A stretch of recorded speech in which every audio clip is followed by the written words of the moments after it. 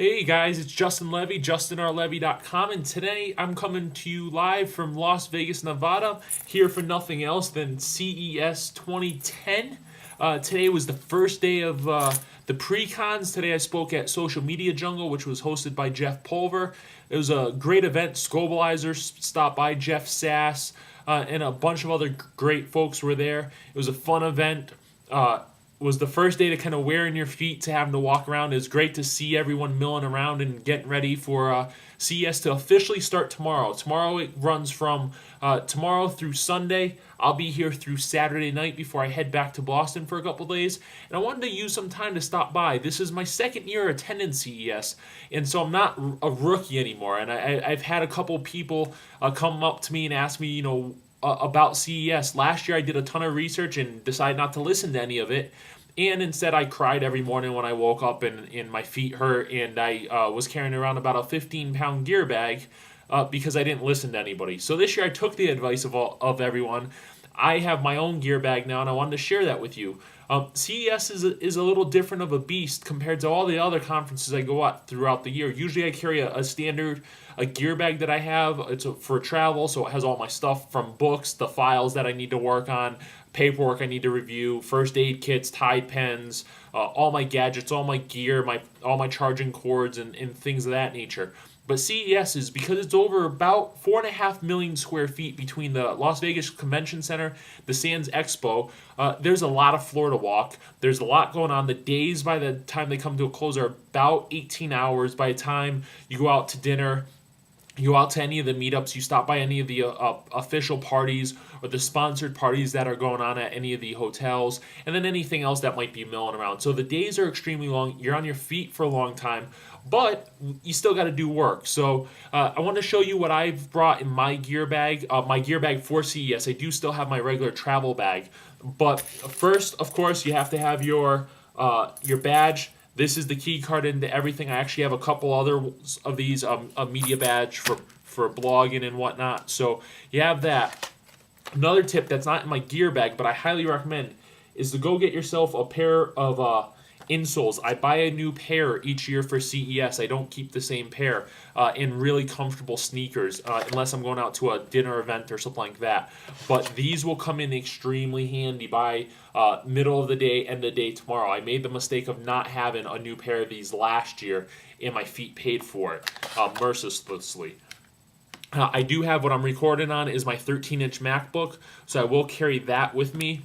I have my AT&T broadband card so that I can do work from anywhere that I want. So I can blog, I can get on, I can check email, I can communicate with the rest of the world, jump on Twitter and Facebook and everything, and share my thoughts about CES. So this is critical.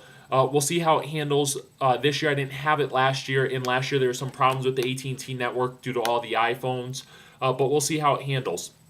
Of course, I have my iPhone. This is what keeps me connected to everything that's going on. It keeps, it's my traveling buddy. It has everything that I need on it. I do practice very, very extreme forms of power management with both my iPhone and my MacBook. So my iPhone, you can barely see when it's turned on because the brightness is turned down all the way because you have to try to find outlets everywhere as you go, but in the big expanse of the halls, you're not going to really get any chance, so you have to take to the blogger lounges and things like that. I then have my N case, extra charging case. A lot of you guys know the Mophie case. This is similar to that. It allows me to dock my iPhone inside of it, and it'll actually recharge my phone at the same time.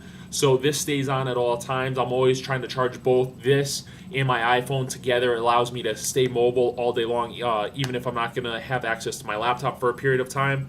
I then have the charging cables. This is for the N case.